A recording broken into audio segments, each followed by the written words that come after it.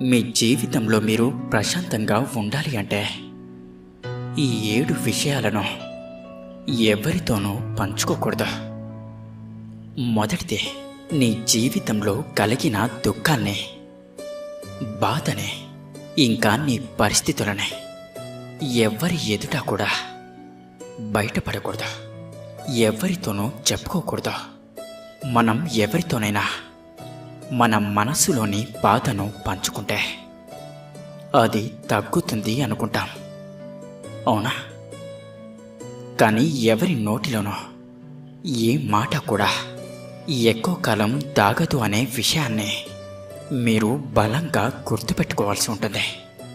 గుర్తుంచుకోండి, మనుషులు ఎప్పుడు ఎలా ఎందుకు మారుతారో ఎవ్వరికీ తెలియదు. పెదవి దాటిన మాట సప్త సముద్రాలను దాటడానికి నిమిషం కూడా పట్టదు.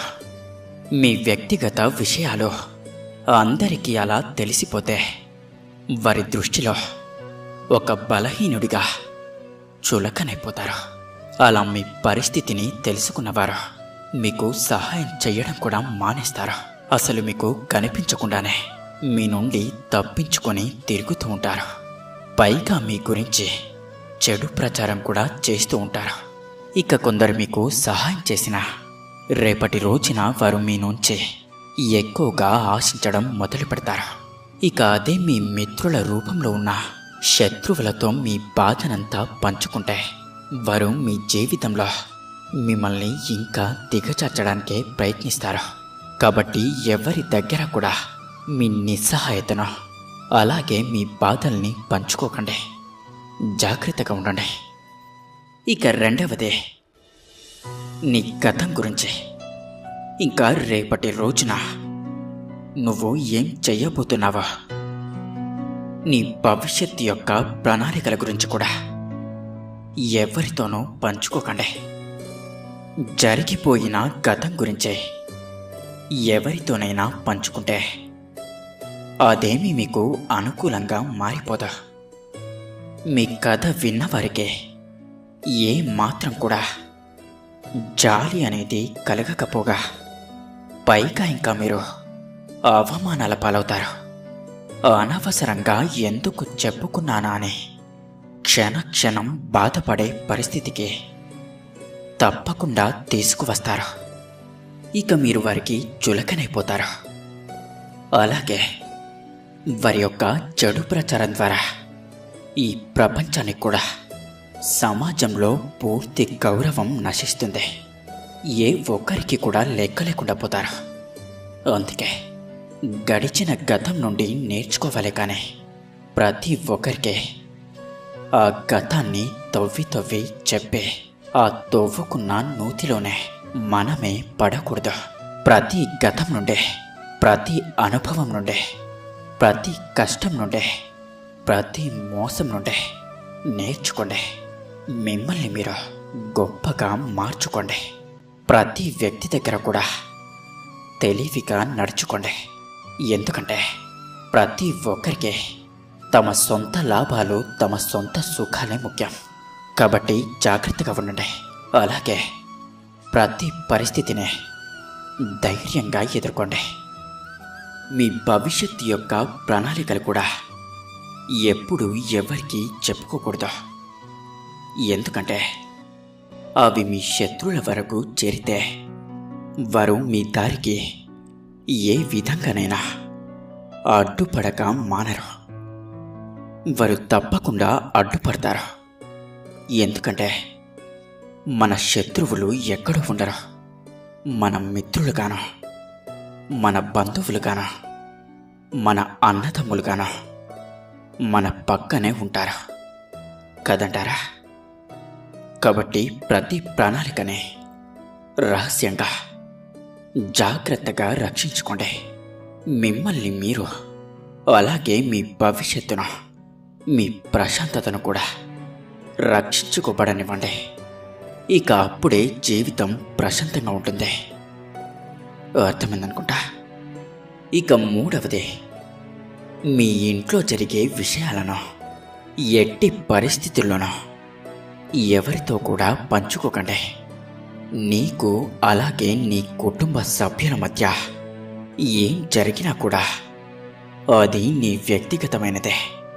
వాటిని గడప దాటి బయటకు రానివ్వకు. ఒక్కో సమయంలో కోపంలో, ఆవేశంలో మనసు నిలకడ తప్పుతుంది.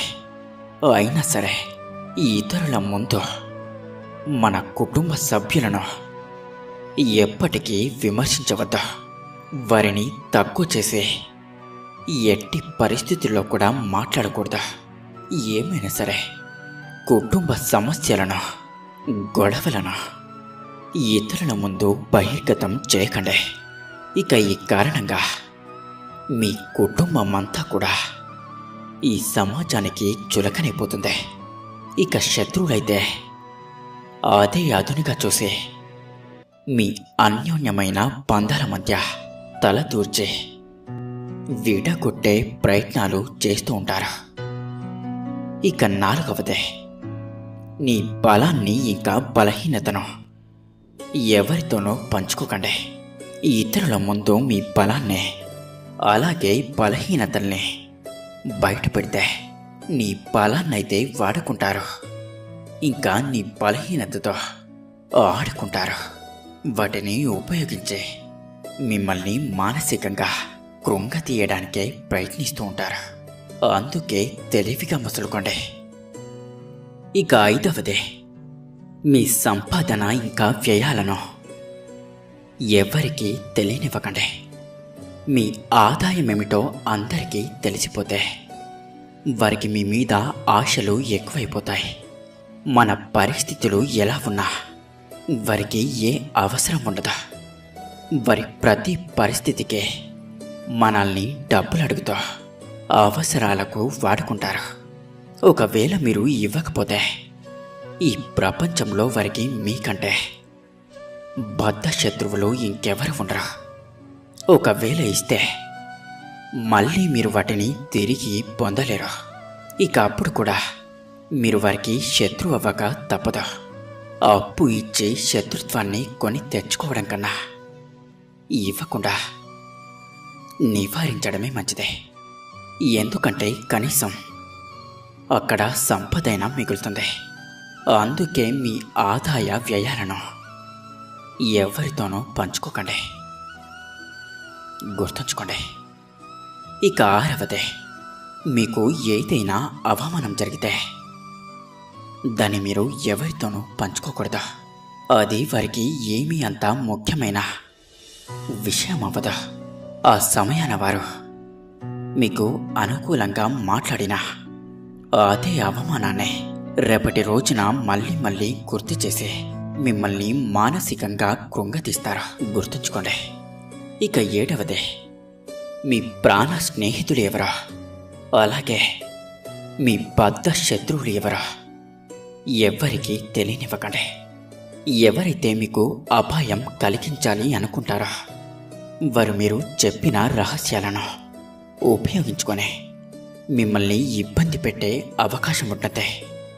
మీ శత్రువులు ఎవరైతే ఉన్నారో వారు మీ ప్రాణ మిత్రులతో చేతులు కలిపి మీకు సంబంధించిన విషయాలను రాబట్టుకునే అవకాశం ఉంటుంది.